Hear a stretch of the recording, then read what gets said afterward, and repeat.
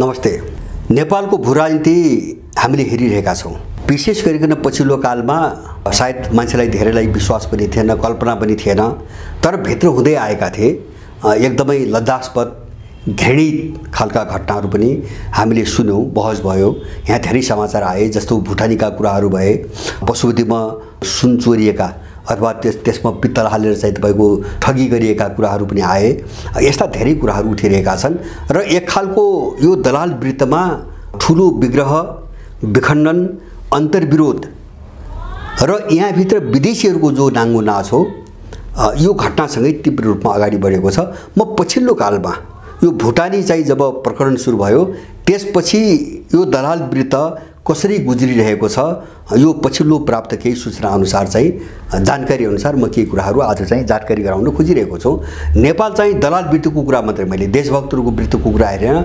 यो दलाल वृत्तभित्र केही समयपछि हामीले अमेरिकन र इन्डियनहरूको नाङ्गो लडाइँ देख्दैछौँ। अब नाङ्गो लडाइँ, साह्रै भद्दा र नाङ्गो लडाइँ अगाडि बढिसकेको छ। नेपालको दलाल कित्ता कसले कब्जा गर्ने अथवा नेपालको नवऔपनिवेशिक राजनीति, यो दलाल प्रणालीलाई कसले लगाम लगाउने भन्ने लडाइँ चाहिँ साह्रै नग्न रूपमा अगाडि बढिसकेको छ। जस्तो भुटानी प्रकरण परेपछि जो पुरानो किता सबै चाहिँ फस्यो। जस्तो काङ्ग्रेसको शेरबहादुर देउवा ग्याङदेखि लिएर, यद्यपि अहिले बार्गेनिङको निम्ति तिनलाई चाहिँ अब त्यो छानबिनको दायराभन्दा बाहिर राखिएको छ। त्यो यसकारणले मात्रै कि बाहिर राखेर चाहिँ हाम्रो काम गर्ने भए गर, होइन भने तिमीहरू मुछिसकेका छौ, पोलिसकेका छौ, कुनै पनि बेला तानिन सक्छौ भनेर बार्गेनिङ गर्ने ठाउँ राख्नुको निम्ति जस्तो आर्जु टाइपका मान्छेहरूलाई बाहिर राखिएको छ, मन्जु खाँड टाइपका मान्छेहरूलाई, र बार्गेनिङ भइरहेको छ।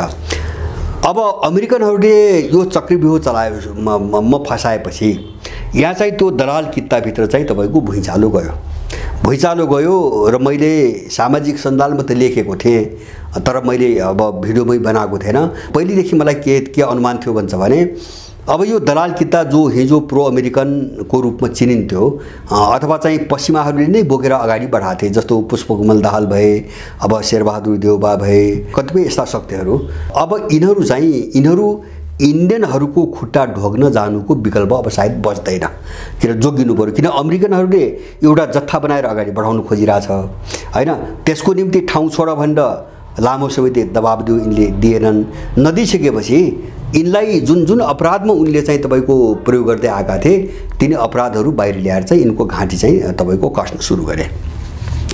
अब बाँच्नको निम्ति अब या त अमेरिकनहरूले जे चाहिँ तपाईँको हतियार अगाडि बढाए त्यो देखेर आत्मसमर्पण गर्नु पर्यो, सर्लक उनको भन्या मानेर अब किनारा लाग्नु पर्यो, होइन भने बाँच्नको निम्ति होइन इन्डियनहरूको कित्तामा जान र उनको खुट्टा ढोगेर चाहिँ रुनुको अब विकल्प छैन। यो मैले अलि पहिले पनि भनेको थियो, त्यो दृश्य देखिन थालेको छ अहिले। र अहिले जस्तो पुष्पकमलको भ्रमण हामीले देख्यौँ। अब जस्तो नेपालको विषयमा अब हाम्रो नेपालको जुन समस्या छ, एउटा मुद्दा पनि उठेन थिए, होइन? यिनीहरूको त्यो मुद्दा उठाउने औकात पनि होइन भन्छु मैले। हाम्रो मूर्खतापूर्ण, यहाँको मूर्ख मान्छे, नेपालको मूर्ख मान्छे, कुनै चाहिँ दिमागै नभएको, जस्तो सोचै नभएको, एउटा धारणै नभएको, बुझ्दै नबुझ्ने मान्छे भएर मात्रै हो। नत्र भने एउटा कमाराको रूपमा, होइन, एउटा गधाको रूपमा कसैको भारी बोकेर कसैले यहाँसम्म उठाइदिएको मान्छेले देशका कुरा उठाउँछ भन्ने चाहिँ आशा गर्न सक्ने सम्भावनै होइन, जुन आशा यहाँको मान्छेले गरिरहेको छ। हामीले भ्रमणमा त्यही देख्यौँ। जस्तो लिम्पियाधुराको कुरो उठेन, अथवा चाहिँ त इपिजी प्रतिवेदनको कुरा उठेन, इन्डियाले हवाई रुट दिएको छैन लुम्बिनी क्षेत्रमा, त्यसको कुरो उठेन। अब के अरे चाहिँ लिम्पियाधुरा त यहाँ काठमाडौँ बसेर सम्भव छैन भने इन्डियनहरूले अन्तर्वार्ता दिँदै हिँडे, होइन? अन्तर्वार्ता दिँदै हिँडेका छन्। र नेपालको विषयमा केही पनि उठेन, जो इन्डियाले सताइरहेछ। अहिले भर्खरै चाहिँ हाम्रो लुम्बिनी लगायत केही क्षेत्रहरूलाई चाहिँ आफ्नो नक्सामा पारेर नयाँ संसद भवनमा नक्सा टाँगेको छ, त्यो विषयसम्म त यहाँ कुरो उठेन। भनेपछि बाँकी जे भयो नि सबै उनको काम गर्ने हिसाबले भ्रमण भयो। र मलाई लाग्छ एउटा विवेक भएको मान्छेले योभन्दा बढी आशा गर्दैन थियो, गर्न सक्ने ठाउँ पनि थिएन। अब यो त हामीले देख्यौँ। त्यो यो के हो भन्छ भने, जस्तो अब यिनी जो जोखिममा पर्न थाले, यसबाट जोगिनुको निम्ति तिम्रो काम सबै हामी गर्छौँ मालिक, हामीले बचाऊ, बस यिनको यति हो रोदन। र यही जस्तो प्रचण्डको जुन हालत देखियो, हैन जस्तो उसको पनि त्यही थियो ओलीको पनि त्यही थियो यद्यपि नाटक गरून् हैन किन ओली चटके हो एउटा चटके हो संसदबाट चाहिँ नागरिकता विधेयक प्रमाणीकरण गर्ने बाटो खोले संसदमा छलफलै भएन हैन सारा केही पनि भएन तर बाहिर प्रमाणीकरण भइसकेपछि उनले विरोध गरेको तपसिलका आफ्ना चम्चा धुपौरीहरूलाई विरोध गर्या जस्तो गराएर एउटा चाहिँ तपाईको मान्छेलाई छल्न मात्रै खोजे उनीहरूले तर गए इन्डियन शरणमा इन्डियनको विरुद्धमा बोल्न हुन्न भनी निष्कर्षमै पुगे र त्योभन्दा महत्त्वपूर्ण चिज के भयो भन्छ भने जस्तो हामीले अहिले सुनिरहेछौँ है समाचारमा आएको प्रयोजन के हो म भन्न सक्दिनँ अहिले हैन जस्तो घन्टीवालाहरू पनि उतै छन् अरू स्थानीय निकायका के मान्छे पनि उतै छन् त्योभन्दा महत्त्वपूर्ण कुरा के हो भन्छ भने पुष्पकमल दाहालको दिल्ली भ्रमणभन्दा अगाडि एक दुई दिन अगाडि कोइराला खलकका नेता शेखरको चाहिँ तपाईको इन्डियनसँग भेटघाट भएको छ र इन्डियनहरू के निष्कर्षमा पुगेको छ मोदीसँगै भेट भएको छ र निष्कर्षमा के पुगे भन्छ भने जस्तो पहिले इन्डियनहरूले बनाएको जस्तो रको पालामा अथवा कांग्रेस आएको पालासम्म त्यो मात्रै हैन तपाईको यही मोदी सत्तामा आउनुको सुरुको चरणसम्म लगभग तराईको तपाईको किता पुरै चाहिँ तपाईको इन्डियन दलालको रूपमा परिचित थियो पश्चिमाहरूको चाहिँ केही पनि थिएन र पछिल्लो कालमा आएर सबैलाई उनीहरूले किन्दे किन उनीसँग पैसा थियो उनले सबै किन्दिसकेपछि इन्डियनहरू चाहिँ बडो अप्ठ्यारो ठाउँमा छ अहिले र अहिले उनीहरू चीनभन्दा बढी अमेरिकासँग डराइरहेको स्थिति छ हैन नेपालको भूराजनीति हेर्दा र उनीहरूले मैले पाएको सूचना अनुसार कोइराला खलकलाई कांग्रेसभित्र अगाडि बढाउने र शेरबहादुरको गुटलाई कोइराला खलकलाई सघाउन लगाउने कोइराला खलकलाई चाहिँ सघाउन लगाउने यिनी दुईटालाई जोड्ने र अमेरिकनहरूले जो गगन र घण्टीको एउटा समीकरण बनाउन खोजेका छन् त्यसलाई जसरी पनि ब्लक गर्ने रणनीतिमा इन्डियनहरू गएका छन् अब हैन अब यो लगभग चाहिँ अन्तिम निष्कर्ष उनको टुङ्गो लागिसकेको छ यसको निम्ति उनले बाँकी जम्मैलाई भेटघाटको निम्ति तीव्र रूपमा दिल्ली बोलाइरहेछन् इन्डिया बोलाइरहेछन् जो हामीले बाहिर देखिरहेछौँ अब अर्कोतिर मैले अमेरिकनहरूको पहिलेदेखि भने मैले धेरै मान्छे मलाई चाहिँ आलोचना गर्ने किनभने अबुजहरू अथवा कोही त चाहिँ प्रायोजित रूपमा लागेका एउटा क्रिमिनल खालका मान्छेहरू पनि हुन्छन् हैन अब मेरा कुराहरूले काल्पनिक भन्ने आयो भने अमेरिकनहरूको जस्तो भुटानी काण्डदेखि लिएर यावत घटनाहरू के थियो भन्छ भने यो पुरानो बदनाम र चाहिँ नेपालीहरूलाई प्रभाव पार्न नसक्ने अवस्थामा पुगेको तबकालाई किनारा लगाइकन कांग्रेसभित्रको गगन र चाहिँ तपाईको विश्वप्रकाशको एउटा टिम र घण्टीको टिम हैन जस्तो कांग्रेसबाट उतातिर एउटा टिम अलिकति त्यसलाई पोलिटिकल पार्टी जस्तो बनाउन अथवा त्यहाँभित्र पनि आफ्ना विश्वसनीय मान्छेहरूको एउटा जत्था एउटा ग्रुप तयार पार्नुको निम्ति एउटा विभिन्न नौटंकी गर्दै स्वर्णिम अग्निलाई पठाइयो गए र धेरै जाँदैछन् र त्यहाँभित्र सांसद जितेका आधा भन्दा बढी त कांग्रेसकै हुन् यसमा कसैको भ्रम नरोस् तपाईले हेरे पनि बुझ्नुहुन्छ ती हिजो कांग्रेसभित्र गगन थापाको ग्याङमै काम गरेका र त्यही ग्याङकै तर्फबाट कांग्रेसमा लडिरहेका आधा मान्छेहरूले घण्टीको चुनाव चिन्ह जितेका छन् र 2 दिन अगाडि भर्खरै 2-3 दिन अगाडि समाचार आएको छ कांग्रेसबाट घण्टीमा प्रवेश गर्ने कांग्रेसी त्यो पनि बुझेका विभिन्न तहको नेतृत्व भएका मान्छेहरूको बाढी लाग्न सुरु गरेको छ र गगन थापाले शेरबहादुरलाई अब कारबाही प्रक्रिया अगाडि बढाउनुपर्छ भन्ने सबनको अभिव्यक्ति बोलेका समाचार आइरहेका छन् माने अमेरिकनहरूले एउटा जत्था तयार पार्न खोजेका थिए मैले पहिले भनेको थिए त्यो पनि अहिले विश्वमा आफ्नो पोजिसन जो खस्कदै गएको अवस्था छ यसबाट जोगाउनुको निम्ति नेपालको भूराजनीतिमा उनको मिसन र रणनीतिमा आँखा चिम्लेर काम गर्दिने त्यस्तो जत्था अमेरिकनलाई चाहिएको थियो त्यसैको नतिजा हो यो डामाडोल जलाल विरुद्धमा जो डामाडोल देखा परिरहेको छ नि अहिले त्यसैको नतिजा हो उसले ध्रुवीकरण चाहेको छ अब त्यसबाट इन्डियन कहाँ डरायो भन्छ भने जस्तो अमेरिकन चाहिँ ग्याङ एउटा जत्था नै सत्तामा बस्ने गरी तपाईको आइडियो भने त्यसरी आइडियो भने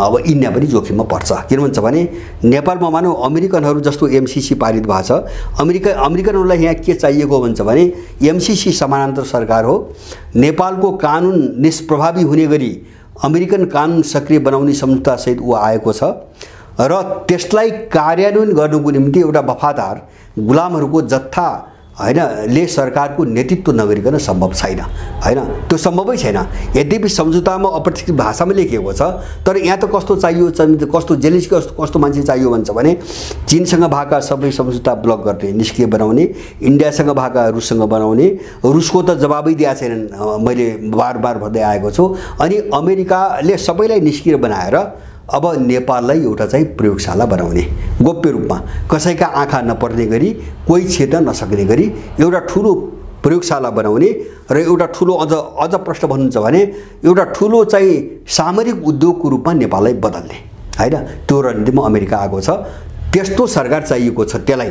त्यही भएर आफ्नो गुलामी जिन्दगीभरि उसको निम्ति काम गरेका निम्न स्तरका चाहिँ दलालहरू भएर पनि हैन उसले चाहिँ किनारा लगाउनु पर्ने स्थिति आयो। किन यिनीहरू चाहिँ तपाईको एक्सपायर भए, अब काम गर्न नसक्ने हालतमा पुगे। जस्तो शेरबहादुर र आरजु भनेको कांग्रेसभित्र अमेरिकाकै निम्ति खडा गरेका पात्र हुन् र अमेरिकाकै निम्ति काम गर्नको निम्ति कांग्रेसभित्र एउटा जत्था बनाउनको निम्ति अमेरिकन राजदूतले आरजुलाई बोकेर समातेर देउबासँग विवाह गरेको हो। अब यो सबै थाहा छ, सबैलाई थाहा छ यो।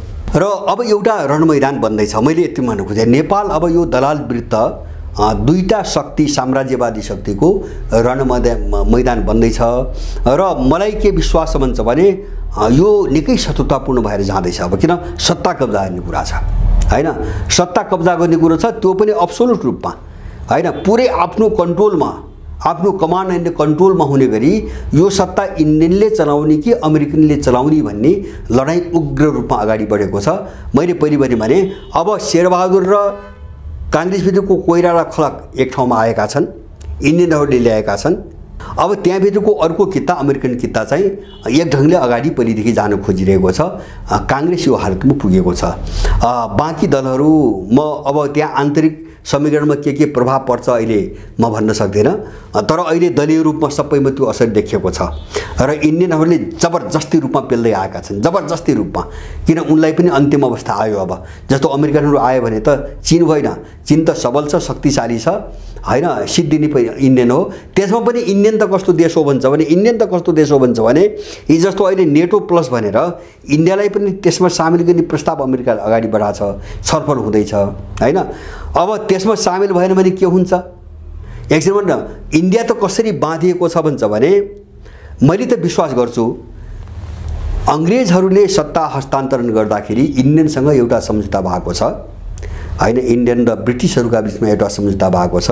सम्झौता अनुसार इन्डिया उनीहरूले 79 वर्षको निम्ति इन्डियनहरूको हातमा लिज मात्रै दिएका छन्, लिजमा दिएका छन्। 79 वर्षपछि त्यो लिजको म्याद टुङ्गियो भने हैन इन्डिया स्वतः ब्रिटिसहरूको अधीनमा जान सक्छ, त्यो सम्झौता अनुसार है। यद्यपि त्यो सम्झौता उनले कार्यान्वयन गर्न सक्ने वातावरण अन्त्य होला, म त्यहाँ भन्न खोजेको होइन, तर औपचारिक सम्झौता हेर्नु भने अब इन्डियनहरूले सरकार चलाउने आफ्नो हातमा लिएको जो लिज सम्झौता हो नि त्यो केही वर्ष मात्र बाँकी छ। 2023 भयो, 2046 47 साल 79 वर्ष भनेपछि 46 भनेपछि धेरै टाढा अब छैन। यो कुरो किन सत्य हो भन्छ भने मेरो काल्पनिक कुरा होइन, मैले चाहिँ यो एउटा भिडियो सुनेको थिएँ, मैले धेरै पटक सुने। राजीव दीक्षित जसलाई 12 वर्ष अगाडि विष खुवाएर मारियो, उनी मूर्धन्य विद्वान थिए र इन्डियाको आफ्नोपन, स्वतन्त्रता, स्वाधीनताको निम्ति उनको ठुलो अभियान थियो। लाखौं मान्छेलाई उनले प्रभावित पारेका थिए। उनलाई पछि रामदेवसँग मिसाएर अब त्यो जमातभित्र हालेर 12 वर्ष अगाडि उनलाई खानामा विष हालेर मार्यो। उनले भनेका छन्, मैले आफै गएर बेलायतको लाइब्रेरीमा गएर मैले पढेको हो इन्डियालाई 79 वर्षको निम्ति लिजमा मात्रै दिएको छ। 79 वर्षपछि इन्डियनको हातमा इन्डिया छैन सम्झौता अनुसार र परिस्थिति त्यस्तो प्रतिकूल बन्यो भने ब्रिटिसहरूले फेरि आफ्नो हातमा लैजान सक्ने अवस्था छ, कानुनी आधार। माने इन्डियाको हालत त्यो छ। किन राजीव दीक्षितले भनेको मात्रै होइन, मैले अर्को एउटा पनि भिडियो सायद तपाईहरुले पनि हेर्नु होला, बेलायतकी महारानी जो मरिन् उनी र उनको नातिको बीचमा एउटा संवाद पनि छ। त्यो संवादमा पनि उनको त्यही कुरो छ हैन, महारानीको मुखबाट त्यही कुरो आएको छ। 79 वर्ष लिजमै दिएको हो भन्ने कुराहरु लगायत धेरै कुराहरु चाहिँ तपाईको आएका छन्। त्यसैले विश्व कता जाँदैछ त अहिले भन्छ भने, जस्तो मैले नेटोको प्रसंग किन उठाए इन्डियाको भन्छ भने, अब नेटोमा सामेल भएन भने के हुन्छ? जस्तो उनीहरूले पनि न्यू खोज्ने बेला त आयो नि त। जस्तो 79 वर्षको लिज हो भने त्यसपछि के त कानुनी आधार त छ। त्यो कानुन, त्यो सम्झौता त इन्डियाले रद्द गरेको त छैन, अहिलेसम्म गर्न सकेको पनि छैन। किन इन्डियाको चाहिँ अफिसियल चाहिँ राष्ट्र प्रमुख त बेलायतकै राजा वा रानी हो, राष्ट्रमण्डलको सदस्य छ। ती राष्ट्रमण्डलका सदस्यका सबै देशको राजा रानी भनेको बेलायतकै राजा रानी हुन्। त्यही भएर बेलायतको राजा वा रानी इन्डियामा आउँदा भिसा लाउनु पर्दैन हैन, उनीहरू राजा रानीको हैसियतमा चाहिँ इन्डियाभित्र आउँछन्। यस्ता धेरै चीज छन् भित्री सम्झौता जो आम मान्छेले थाहा पाएको छैन। सायद मलाई के लाग्छ भन्छ भने अहिले विश्वको जो ध्रुवीकरण भयो त्यो ध्रुवीकरणभित्र इन्डियालाई प्रयोग गर्नको निम्ति अब यी हतियारहरू पनि प्रयोग हुने सम्भावना बढ्दै जान थालेका देखिएका छन्। जस्तो नेटो प्लसको कुरा मैले त्यही सन्दर्भमा उठाएको छु हैन, नेटो प्लसको कुरा मैले त्यही सन्दर्भमा उठाएको छु। मान्दैन भने इन्डियाले यी मुद्दाहरू भोलि उठ्छन्, अब त्यो समय आयो। त्यसकारणले विश्व एकदमै तरल अवस्थामा गइरहेछ। त्यसकारणले त्यो अनुसार नेपालको भू राजनीतिभित्र पनि उनको लडाईँ अब त्रिकोणात्मक लडाईँ सुरु भयो नेपालमा। जस्तो होला मैले दुईटा पार्टी दलाल किताभित्रका दुईटा ध्रुवका मात्रै मैले कुरा गरेँ। एउटा इन्डियनहरूको लगाममा रहेको एउटा अब के अरे देशद्रोहीहरूको किता, अर्को चाहिँ अमेरिकन विशेष गरी पश्चिमा र विशेष गरी अमेरिकनहरूको लगाममा रहेको अर्को किता। अब सत्ता कब्जाको निम्ति यो दुईटा आपराधिक जत्थाहरूभित्रको मुठभेड शत्रुतापूर्ण बन्दैछ र बन्नेवाला छ। त्यो हामी केही समयपछि देख्छौँ। यो शत्रुतापूर्णै हुन्छ, त्यो हामी केही समयपछि देख्छौँ। अब हामी तेस्रो फ्याक्टरको कुरा गरौँ र मलाई के विश्वास भन्छ भने अर्को तेस्रो पोल, तेस्रो ध्रुव जो चाहिँ देशभक्तिपूर्ण चाहिँ तपाईँको विचारले ल्यास हुन्छ वा त्यो मिसनमा निरन्तर चाहिँ लड्दै बोल्दै आएको छ, यसलाई पनि अब रोक्न सम्भव छैन। त्यो उठ्छ, त्यो कुनै पनि हालतमा उठ्छ। त्यसको पूर्वाधार पनि बलियोसँग विकास भएको छ हैन। एउटा सचेत ढङ्गले अब जान सक्ने हो, एउटा जोखिम चाहिँ मोल्न सक्ने हो, आँट लिन सक्ने हो भने त्यो शक्ति एउटा उठ्छ। र मलाई लाग्छ त्यो झन् छोटो समयमा झन् जब्बर रूपमा तीव्र रूपमा अगाडि बढ्छ। त्यसलाई रोक्न सक्ने अगाडि छैन। अब त्रिकोणात्मक भिडन्तको अवस्था नेपालमा आउँदैछ हैन। मैले जस्तो त्रिपक्षीय शक्ति सन्तुलन भन्दै यहाँ नेपालभित्र जहिले पनि इन्डियन, अब चिनिया र तपाईँको पश्चिमा विशेष गरेर चाहिँ अमेरिकन, यो तीनटा शक्तिको जो चाहिँ अन्तर्विरोध हो नेपालको भू राजनीतिभित्र। अब यो एक खालको चाहिँ अहिले पनि यो स्थिति छ र आन्तरिक रूपमा पनि अब ठ्याक्कै यही चाहिँ ठ्याक्कै आन्तरिक राजनीतिमा ठ्याक्कै यही खालको ध्रुवीकरण हुने स्थिति आयो हैन। एउटा इन्डियन पोल, एउटा चाहिँ अमेरिकन पोल र अर्को मलाई देशभक्तहरूको एउटा पोल भन्छु मेरो आफ्नो भाषामा। अब कुनै न कुनै रूपमा त्यो के हुन्छ भन्छ भने जस्तो विश्वको चाहिँ ध्रुवीकरणसँग नेपालको भू राजनीति जब अभिन्न रूपमा जोडिएको छ भनी मैले बारम्बार भनिरहेको छु अथवा हामीले मानिरहेका छौँ भने अब त्यो तेस्रो पोल एउटा राजनीतिक सहकारी रूपमा कुनै न कुनै रूपमा सिनो रसियन पोलसँगै नजिक हुन्छ। यसमा चाहिँ हामीले शङ्का गर्नु पर्दैन। यो तीनटा शक्ति बीचको लडाईँ नै अबको आसन्न तस्बिर हो, अब आउनेवाला तस्बिर हो। यसलाई चाहिँ मैले इन्कार गर्दैन, यसलाई कसैले रोक्न सक्ने अवस्था पनि छैन। त्यसकारणले नेपाल चाहिँ भुटानी काट्नुपछि नेपाल जुन चाहिँ दिशातिर अगाडि बढिरहेको छ यसमा हामी एकदमै संवेदनशील बन्न यस कारणले जरुरी छ कि यो अब चाहिँ कठोर हिंस्रक हुन्छ, एकदमै कठोर र एकदमै हिंस्रक हुन्छ। किन भन्छ भने नेपालको भू राजनीति जतातिर ढल्किन्छ यो समग्र चाहिँ तपाईको दक्षिण एसियामा उसकै पकड चाहिँ मा एकलौटी चाहिँ तपाईको प्रभुत्व स्थापित हुने सम्भावना बढ्या छ। जस्तो इन्डियन हो, अमेरिकन हो अथवा देशभक्तहरूको, अथवा देशभक्तहरू भन्नाले अन्तर्राष्ट्रिय लडाईँमा हाम्रो स्वार्थ, हाम्रो राष्ट्रिय हित अनुकूल रहेका अरू शक्ति राष्ट्रहरूको आदि इत्यादि हामी यसमा स्पष्ट हुनुपर्छ। र यो जो किताबन्दी अहिले इन्डियनहरूले सुरु गरिरहेका छन् र त्यो अमेरिकनहरूको यो किताबन्दीबाट जुन चाहिँ तपाईको असर नेपाललाई पुग्न सक्ने सम्भावना छ त्यसप्रति सचेत रहिकन हामीले यो दुईटैका विरुद्धमा एउटा आफ्नो चाहिँ केन्द्र, आफ्नो चाहिँ परिवेश र आफ्नो शक्ति निर्माण कसरी गर्ने हामी सबैले यतातिर सोचौँ र जसले गर्छन् उनलाई साथ देऊ हैन। हामीले दायाँ बायाँ अरू हेर्दैनौँ हैन। हामी चाहिँ यो दुईटा किताका विरुद्ध हाम्रो निम्ति प्रो इन्डियन किता पनि दलाल अपराधीहरूको जत्था हो, प्रो अमेरिकन र प्रो युरोपियन पनि त्यही अपराधी जत्था हो। यिनैले नेपाल यस्तो बनाएका हुन्। त्यसकारणले यिनका विरुद्धमा अर्को ध्रुव कसरी बलियो बनाउने विकास गर्ने हाम्रो चासो यति हो। हामी सबैको चासो यति नै हुनुपर्छ। हस् धन्यवाद।